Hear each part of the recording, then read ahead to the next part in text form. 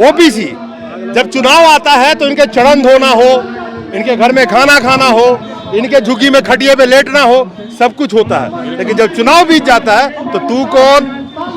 बिल्कुल ऐसा ही होता है। और अब तक ये दारू की पेटियों में बिकते रहेंगे और जूते खाएंगे। बहुत बढ़िया बात। एक प्रजापत समाज की बात नहीं है। ये सुई से लेकर जहाज तक बनाने वाला आदमी आज सड़कों पे घूम रहा है, और जो मीठी मलाई खाते हैं, जो चमचागिरी करते हैं, वो जहाजों में घूमते हैं। जिस कुर्सी पे बैठ के जनता से लोग पूजा करवाते हैं, उस कुर्सी पे बिठाने के लिए ओबीसी समाज ही सबसे बड़ा ताकत रखता है।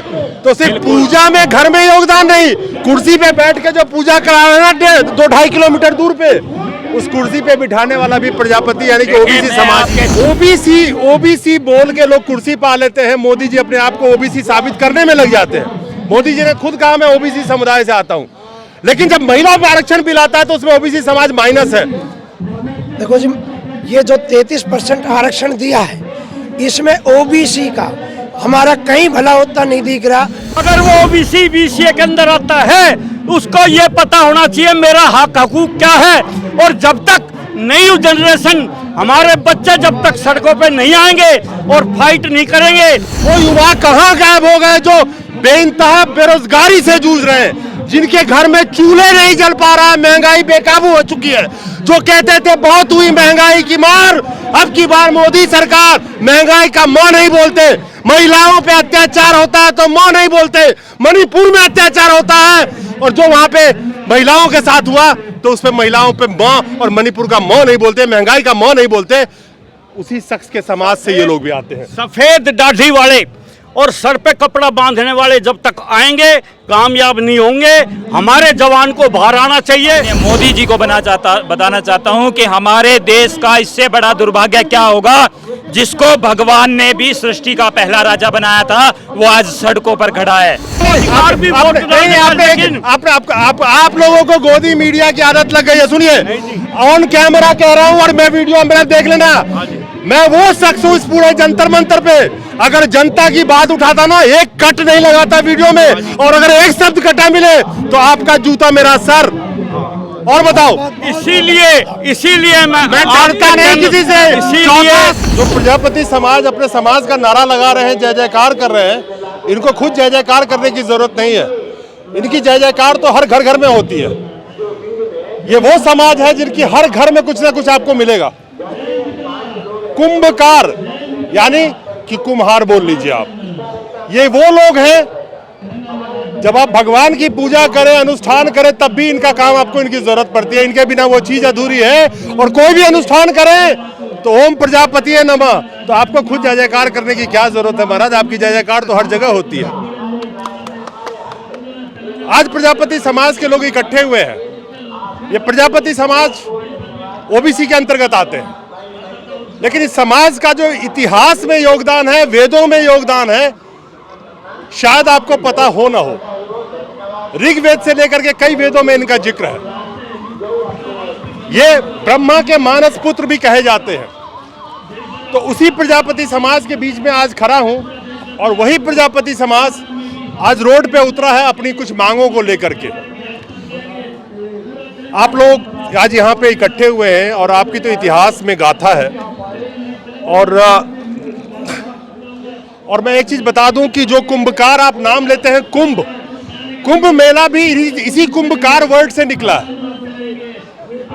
दिवाली का दिया हो, यानी कि दीपावली की जो शुरुआत हुई है, अगर आप अलग अलग जगहों पे लिखे को माने तो जब राम जी अयोध्या लौटे थे तो जो दीपक जलाई गई थी वो उसे किसने बनाया था? इन्हीं हाथों ने। नाम पड़ गया दीपावली, यानी कि वो भी इन्हीं का योगदान है। बताया आपको, करवा चौथ की वो कलश हो, दही हांडी की वो हांडी हो, कोई भी अनुष्ठान और पूजा कर लीजिए, ओम प्रजापति नमः पहले ये, फिर इनके बनाई हुई चीजें। तो इस समाज का महत्व का गुणगान करते करते मैं थक जाऊंगा। 2 घंटा तो मैं ही बोलता रह जाऊंगा उस पर। इनको बुलवाते हैं। कहाँ से आए हैं आप, बताइए प्रजापति जी? मैं राहुल प्रजापति, राष्ट्रीय प्रजापति महासंघ युवा प्रदेश अध्यक्ष।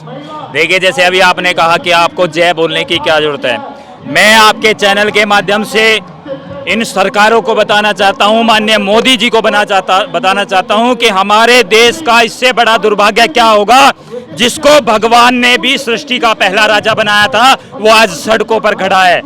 आपके चैनल के माध्यम से बताना चाहता हूं, इस सरकार को कहना चाहता हूं कि आज वो प्रजापति समाज इन रोडों पर खड़ा है जिसके आह्वान के बिना, जिसके पूजा के बिना कोई यज्ञ सफल नहीं होता, कोई पूजा नहीं होती, कोई अर्चना नहीं होती। हमारे देश का इससे बड़ा दुर्भाग्य क्या होता कि हम आज रोडों पर आने के लिए मजबूर हैं अपनी मांगों को लेकर। एक चीज और आपको बता देता हूं, और ये शब्द मेरा याद रखना, जिस कुर्सी पे बैठ के जनता से लोग पूजा करवाते हैं, उस कुर्सी पे बिठाने के लिए ओबीसी समाज ही सबसे बड़ा ताकत रखता है।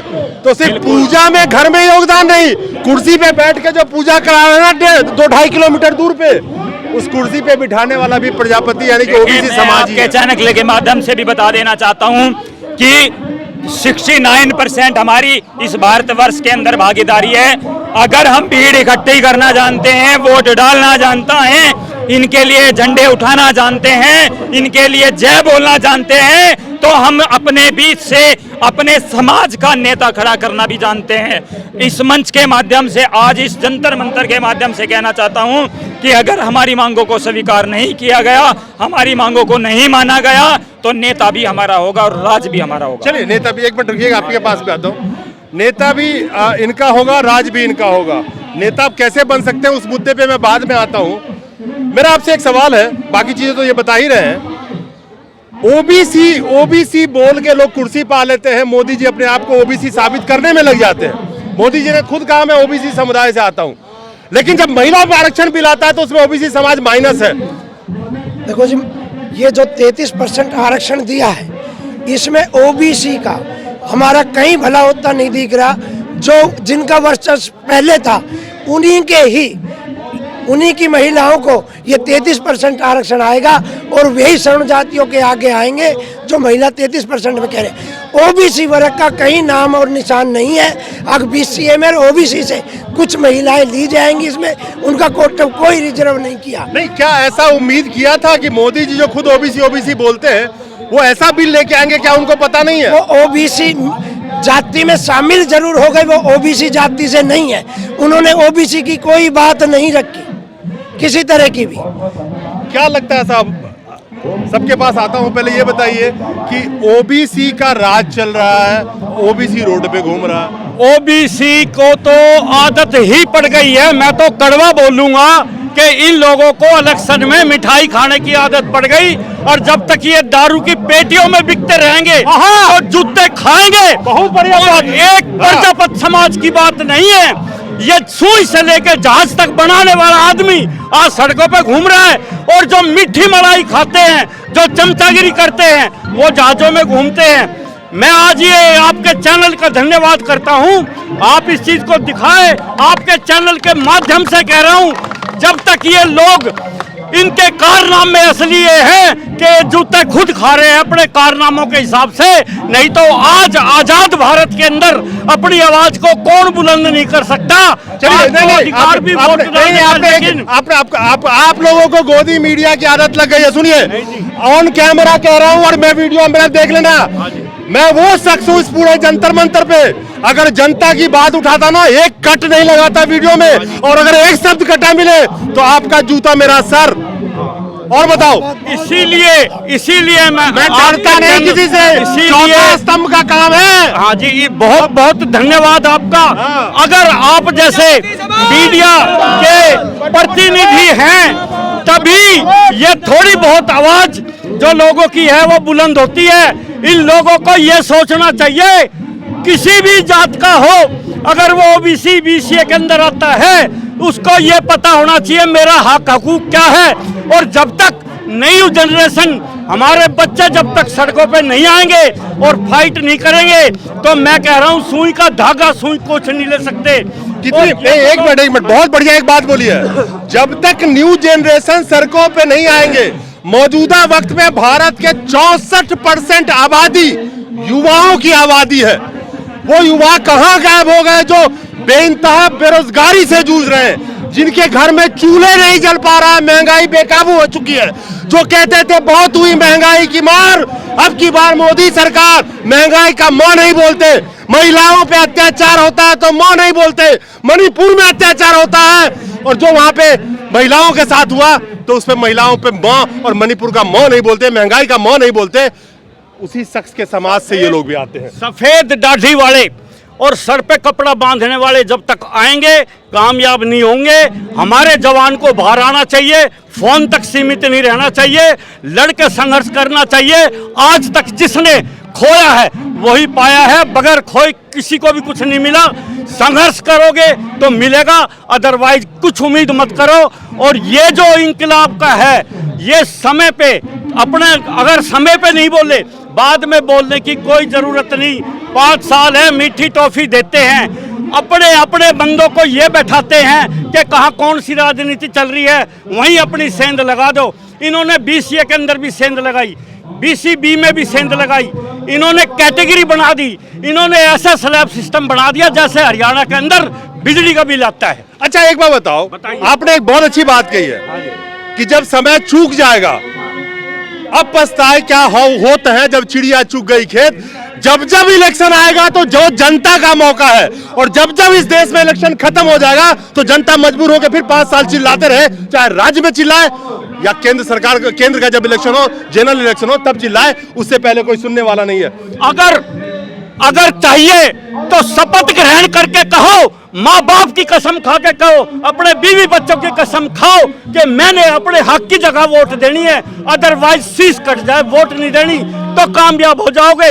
ये कड़वा सच है, इसमें आपको शपथ लेनी पड़ेगी और संघर्ष की और वोट की। आप चोट की सबसे बड़ी ताकत है, वोट की चोट की। आप लोग सब कुछ बनाते हैं लेकिन MLA MP अपनी रिप्रेजेंटेशन नहीं बना सकते। मैं यही कहना चाहता हूँ, ये जो हजूम आप देख रहे हो, OBC वर्ग पूरा अब जाग चुका है, अपनी ताकत को पहचान चुका है। आने वाले समय में अगर जो OBC वर्ग का ख्याल इस सरकार ने नहीं रखा तो इसका खामियाजा 2024 में भुगतना पड़ेगा, क्योंकि वो बात गई। अब BJP वाले, कांग्रेस वाले सबने OBC वर्ग का यूज एंड थ्रो का नारा रखा है, सबने यूज कर और फेंका है, क्योंकि OBC इस दिल्ली की गद्दी पे बैठाने वाला जो सबसे मजबूत वर्ग है, जो वोट करता है और सुबह से शाम तक लाइन में खड़े कर वोट डालता है, वो पूरा OBC है, BCA वर्ग है। और जो ऊपर वाले हैं वो 15% वाले, उनके बच्चे, उनका परिवार कभी वोट डालने नहीं आता और राज वो करते हैं। अब का नहीं, वोट भी इनकी होगी, सपोर्ट भी इनकी होगी, और इनको अगर जो सीटों का अधिकार नहीं दिया गया तो अब का नहीं अपने कैंडिडेट खड़ा करेंगे और OBC वर्ग का कैंडिडेट जिता के भेजेंगे। OBC जब चुनाव आता है तो इनके चरण धोना हो, इनके घर में खाना खाना हो, इनके झुग्गी में खटिए पे लेटना हो, सब कुछ होता है। लेकिन जब चुनाव बीत जाता है तो तू कौन। बिल्कुल ऐसा ही होता है और सब भूल जाते हैं। लेकिन मैं आपके चैनल के माध्यम से एक बात और कहना चाहूंगा कि आज तक हमारा प्रतिनिधि क्यों नहीं बना, आज तक हमारा युवा पीढ़ी आज हमारे दर दर भटकने के लिए क्यों मजबूर हुई। कहीं ना कहीं कड़वी बात जरूर है, बुरा मत मानना, लेकिन कहीं ना कहीं दोष हमारे बुजुर्गों का है, क्योंकि हमें वो शिक्षा नहीं दी गई। हमें अपने समाज में अपनी इतिहास को दिबाने का काम किया गया। आज मेरा कुम्हार समाज दर दर भटकता है और घर घर बर्तन दे के जाता है, घर घर बर्तन देने पर मजबूर है। लेकिन पहले क्या होता था, हमारे वेदों में भी बताया गया है कि कुम्हार समाज के घर पर बर्तन लेने आया जाता था। ना तो हमारे कुम्हार समाज के बिना इंसान का जीवन है और ना ही मुक्ति है। जब इंसान का मरण होता है ना तो अस्थियां भी हमारे मटकी में जाती हैं, उससे मरण होता है, उससे मुक्ति होती है। और जब जन्म होता है तो कुआं पूजन के लिए मटका भी हमारे घर से आता है। इसलिए मैं अपने बुजुर्गों से भी और आपके चैनल के माध्यम से अपने युवा साथियों से भी निवेदन करता हूं कि छोड़ो कल की बातें, और कल की बात पुराने हैं, जो हो चुका है, जो बीत गए वो जमाने नहीं आते और आते हैं नए लोग, पुराने नहीं आते। इसलिए ये रोडों पर आइए और अपनी मांगों को कीजिए। एक दिनकर जी की 4 लाइनें हैं कि जब होता भूडोल बवंडर उठते हैं, जब होता भूडोल बवंडर उठते हैं, जनता जब कोपाकुल होकर भ्रिकुटी चढ़ाती है, तो राह समय की रथ की घर घर नाल सुनो, दो राह समय की, घर घर रथ की नाद सुनो, सिंहासन खाली करो कि जनता आती है। ये जनता है, कब सिंहासन खाली करा देगी। इस मुगालते में कोई न रहे कि मैं तानाशाह हूं और जीतता रहूंगा अपने तानाशाही पे। कितने तानाशाह राख में मिले पड़ेंगे इसी शमशान घाट पे, जो सोचते थे कि हमारे बाद इस दुनिया नहीं चलेगी। दुनिया वहीं का वहीं है, तानाशाह मिट गए। नमस्कार।